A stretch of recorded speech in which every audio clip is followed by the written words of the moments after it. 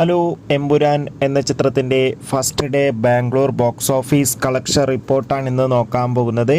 വീഡിയോയിൽ മുൻപ് video like ചെയ്യുക, ചാനൽ സബ്സ്ക്രൈബ് ചെയ്യുക. മാർച്ച് ഏപ്രിൽ മാസങ്ങളിൽ അങ്ങോട്ട് ധാരാളം ചിത്രങ്ങൾ OTT റിലീസ് ചെയ്യും. നമ്മുടെ ചാനൽ ഭാഗം പരിശോധിച്ചാൽ നിങ്ങൾക്ക് ആ വീഡിയോയ്ക്ക് കാണാൻ വേണ്ടി സാധിക്കുന്നതായിരിക്കും.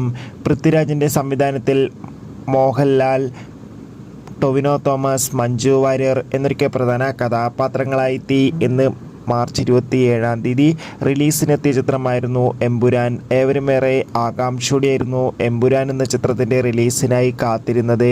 ചിത്രത്തിന് അതിഗംഭീരമായ പോസിറ്റീവ് റെസ്പോൺസ് തന്നെയാണ് ആദ്യ ദിവസം ലഭിച്ചത്. അതുകൊണ്ട് തന്നെ ഏവരുമേറെ ആകാംക്ഷയോടെ ചിത്രത്തിൻ്റെ കളക്ഷൻ റിപ്പോർട്ടും അറിയാൻ വേണ്ടി കാത്തിരിക്കുകയാണ്.